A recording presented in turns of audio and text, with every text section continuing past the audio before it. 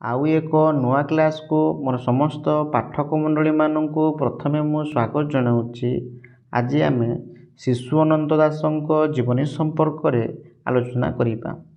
ଶିଶୁ ଅନନ୍ତ ଦାସ ବା ଜନ୍ମଗତ ନାମ ଅନନ୍ତ ଦାସ।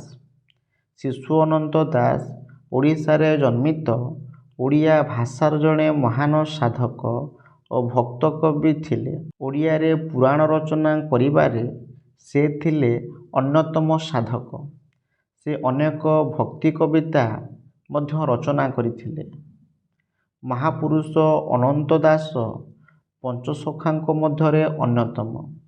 ଜଗନ୍ନାଥ ଦାସ, ବଳରାମ ଦାସ, ଅଚ୍ୟୁତାନନ୍ଦ ଦାସ, ଯଶୋବନ୍ତ ଦାସଙ୍କ ସହିତ ଅନନ୍ତ ଥିଲେ ଯୋଗଜ୍ଞାନ ଉପରେ ଆଧାରିତ ଉତ୍କଳୀୟ ବୈଷ୍ଣବ ମତବାଦର ଜଣେ ପରିପୋଷକ ସନ୍ଥ। ଶିଶୁ ଅନନ୍ତଙ୍କ ପିତାଙ୍କ ନାମ କପିଳ ମହାନ୍ତି ଓ ମାତାଙ୍କ ନାମ ଗୌରୀ ଦେବୀ ଥିଲା। ତାଙ୍କ ଜନ୍ମ ବାଲିପାଟଣା ଅଞ୍ଚଳରେ ହୋଇଥିଲା ବୋଲି କୁହାଯାଏ।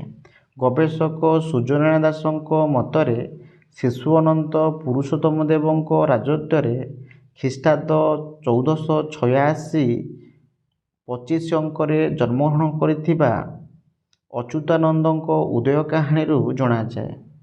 ଅନ୍ୟମତେ ଅନନ୍ତ ଦାସଙ୍କ ଜନ୍ମ 1472 ଖ୍ରୀଷ୍ଟାବ୍ଦରେ ବୋଲି କୁହାଯାଏ। ଶିଶୁ ଅନନ୍ତ ଦାସ ଶିଶୁ ଉପାଧି କିପରି ଲାଭ କଲେ ସେ ସମ୍ପର୍କରେ ଜାଣି ରଖିବା। ତାଙ୍କ ନାମ କାହିଁକି ଶିଶୁ ଅନନ୍ତ ହେଲା, ଏ ବିଷୟରେ ଏକ କିମ୍ବଦନ୍ତୀରୁ ଜଣାଯାଏ ଯେ ଜଗତସିଂହପୁର ଜିଲ୍ଲା ଅଞ୍ଚଳରେ ତିର୍ତ୍ତୋଲ ଥାନା ଅରିଲ ଗ୍ରାମ ଅବସ୍ଥିତ। ଏ ଗ୍ରାମଟି ପାଇକା ଓ ମୁକୁପାଇକା ନଦୀର ମଧ୍ୟସ୍ଥଳରେ ରହିଛି।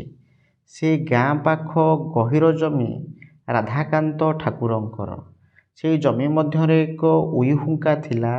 ଗ୍ରାମର ପୁରୁଖା ଲୋକ ଓ ବୁଢ଼ୀମାନେ କହନ୍ତି, କେନ୍ଦ୍ରାପଡ଼ା ବଳଦେବଜୀଉଙ୍କୁ ମନାସୁଥିବା ଭୋଗ ନ ପାଇ ପାରିଲେ ଏହି ରାଧାକାନ୍ତ ହୁଙ୍କା ପାଖରେ ସମର୍ପଣ କରି ଦିଆଯାଏ।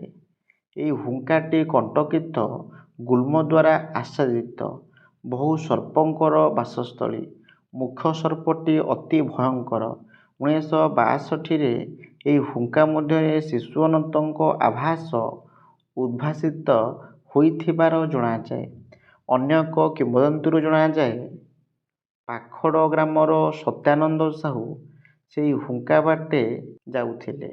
ହୁଙ୍କା ପାଖ ହିଡ଼ମୁଣ୍ଡରୁ ଜଣେ ବାବାଜୀ ତାଙ୍କୁ ଡାକିଲେ। ତାଙ୍କଠାରୁ ପାଚିଲା କଦଳୀ ଖାଇବାକୁ ମାଗିଲେ। ନାମ ପଚାରିବାରୁ କହିଲେ, ମୁଁ ଶିଶୁ ଅନନ୍ତ। କଦଳୀ ଖାଇ ସେ ଅଦୃଶ୍ୟ ହୋଇଗଲେ। ସେହିଦିନଠାରୁ ଶିଶୁ ଅନନ୍ତଙ୍କ ନାମ ପ୍ରଚାରିତ ହେଲା। ଅନ୍ୟ ଏକ କିମ୍ବଦନ୍ତୀରୁ ଜଣାଯାଏ, ପଞ୍ଚସଖାଙ୍କ ମଧ୍ୟରୁ ମହାପୁରୁଷ ଅନନ୍ତ ଦାସ ଶିଶୁ ସମ୍ପ୍ରଦାୟର ପ୍ରତିଷ୍ଠାତା ଓ ପ୍ରବର୍ତ୍ତକ ହୋଇଥିବାରୁ ଶିଶୁ ଅନନ୍ତ ଦାସ ନାମରେ ସର୍ବତ୍ର ପରିଚିତ। ପରବର୍ତ୍ତୀ କାଳରେ ଶିଶୁ ଗୋଷ୍ଠୀର କବିମାନେ ଉପାଧି ଧାରଣ କରିଥିବା ଜଣାଯାଏ। ଯେପରି ଶିଶୁ ଅର୍ଜୁନ ଦାସ କଳ୍ପଲତା ରାମବିଭା ରଚନା କରିଛନ୍ତି। ଶିଶୁ ବନମାଳୀ ଦାସ ରାସ ରଚନା କରିଛନ୍ତି। ଶିଶୁ ଶଙ୍କର ଦାସ ଉଷାବିଳାସ ରଚନା କରିଛନ୍ତି। ଶିଶୁ ପ୍ରତାପ ରାୟ ଶଶିଶ୍ରେଣ ରଚନା କରିଛନ୍ତି ଓ ଶିଶୁ ଦୟାନିଧି ଦାସ ଅଶ୍ୱମେଧ ଯାଗ ରଚନା କରିଛନ୍ତି।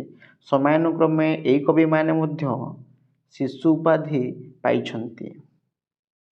ଶିଶୁ ଅନନ୍ତ ରଚନା କରିଥିବା ସାହିତ୍ୟ କୃତିଗୁଡ଼ିକ ହେଉଛି ଉଦ୍ୟବାକ୍ଷର, କଳିମାଳିକା, କଳି ଭାଗବତ, ଗୁପ୍ତ ବ୍ରହ୍ମତତ୍ତ୍ୱ ଦର୍ଶନ, ତତ୍ତ୍ୱପୂର୍ଣ୍ଣ ଗୀତା, ତାଣ୍ଡବ ରାସ, ପଦକଳ୍ପତରୁ, ପଦପୋଥି, ପଦ୍ମବନ ରାସ, ବ୍ରହ୍ମ ପାର୍ଥିବ ତତ୍ତ୍ୱସାର ଗୀତା, ଭବିଷ୍ୟତ ତତ୍ତ୍ୱ ଲେଖନ, ମୋହକଳ୍ପ ତତ୍ତ୍ୱଟୀକା, ଶବ୍ଦବ୍ରହ୍ମ ବା ସୁପ୍ରକାଶ, ଜ୍ଞାନଲହରୀ, ଶୂନ୍ୟନାମ ଭେଦ, ଶୂନ୍ୟରାଦ ଓ ସନ୍ଧିଜ୍ଞାନ, ସଂସାର ତତ୍ତ୍ୱବୋଧ ଲେଖନ, ହେତୁଦୟ ଭାଗବତ, ଗରୁଡ଼ କେଶବ ଚଉତିଶା, ଭବିଷ୍ୟ ପୁରାଣ, ଚୁମ୍ବକ ଆଗତ ଭବିଷ୍ୟମାଳିକା, ଅର୍ଥତାରିଣୀ, ପ୍ରଶ୍ନୋତ୍ତର, ଅଣାକାର ଶବଦ ଭକ୍ତି ମୁକ୍ତିଦାୟକ ଗୀତା।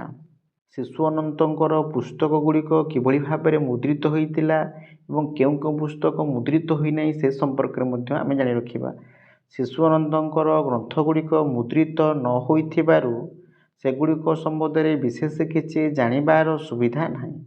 ଭୁବନେଶ୍ୱରରେ ଥିବା ଓଡ଼ିଶା ରାଜ୍ୟ ସଂଗ୍ରହାଳୟ ଗ୍ରନ୍ଥାଗାରରେ ତାଙ୍କର କେତୋଟି ଗ୍ରନ୍ଥର ପାଣ୍ଡୁଲିପି ଥିବା ଶିଶୁ ଅର୍ଜୁନ ଦାସଙ୍କ କଳ୍ପଲତା କାବ୍ୟର ମୁଖବନ୍ଧରେ ଶ୍ରୀ କେଦାରନାଥ ମହାପାତ୍ର ଲେଖିଛନ୍ତି। ଏ ଗ୍ରନ୍ଥ ଗୁଡ଼ିକରେ ଶିଶୁ ଅନନ୍ତଙ୍କ ଭଣିତା ରହିଛି। ଶିଶୁ ଅନନ୍ତଙ୍କ ଧର୍ମତତ୍ତ୍ୱ ସମ୍ପର୍କରେ ମଧ୍ୟ ଜାଣିବା। ବଳିଆ ବାବା କହନ୍ତି ଶିଶୁ ଅନନ୍ତ ହେଉଛନ୍ତି ସତ୍ୟର ଶେଷ ଦେବ ନୃସିଂହ, ତ୍ରେତୟାର ରାମ ଲକ୍ଷ୍ମଣ, ଦ୍ୱାପରର କୃଷ୍ଣ ବଳରାମ, ଜଗନ୍ନାଥ ଚେତନାର ଜଗନ୍ନାଥ ବଳଦେବ ଓ ବୈଷ୍ଣବ ଦର୍ଶନର ଗୌର ନିତାଇ। ଶିଶୁ ଅନନ୍ତ ଜଣେ ପ୍ରସିଦ୍ଧ ଯୋଗ ସାଧକ ଥିଲେ। ସେ ସ୍ୱକୀୟ ଯୋଗ ବଳରେ ଜଗତର ପିତାମାତା ଲକ୍ଷ୍ମୀନାରାୟଣଙ୍କ କୋଳରେ ଶିଶୁ ପ୍ରଦ୍ୟୁମ୍ନଙ୍କ ରୂପରେ ଖେଳିଥିଲେ। ତାଙ୍କ ନାମରେ ଅନେକ ଗ୍ରନ୍ଥମାନ ରଚିତ ହୋଇଛି। ଶିଶୁ ଅନନ୍ତଙ୍କ ତତ୍ତ୍ୱଜ୍ଞାନ ସମ୍ବଳିତ ରଚନା ଅପେକ୍ଷା ତାଙ୍କ ଭବିଷ୍ୟବାଣୀ ମାଳିକା ଅଧିକ ଲୋକପ୍ରିୟ। ଅନନ୍ତଙ୍କ ରଚନାଗୁଡ଼ିକ ଓଡ଼ିଶାରେ ଏକଦା ପ୍ରସିଦ୍ଧ ନାଥ ସମ୍ପ୍ରଦାୟ ଧାରାରେ ରଚିତ ବୋଲି ଗବେଷକମାନେ କୁହନ୍ତି। ଅନନ୍ତ ଓଡ଼ିଆ ସାହିତ୍ୟର ପଞ୍ଚସଖା ଜଗନ୍ନାଥ ଦାସ, ଅଚ୍ୟୁତାନନ୍ଦ ଦାସ, ବଳରାମ ଦାସ, ଅନନ୍ତ ଦାସ, ଯଶୋବନ୍ତ ଦାସଙ୍କ ଭିତରୁ ଜଣେ। ଏହି ପଞ୍ଚସଖା ଓଡ଼ିଶାରେ ଭକ୍ତିଧାରାର ଆବାହକ ଥିଲେ ଓ ସେମାନଙ୍କ କାଳରେ ଅନେକ ଓଡ଼ିଆ ଭକ୍ତି ସାହିତ୍ୟ ସୃଷ୍ଟି ହୋଇଥିଲା। ଏ ଆଲୋଚନାଟି ଥିଲା ଶିଶୁ ଅନନ୍ତଙ୍କ ସମ୍ପର୍କରେ।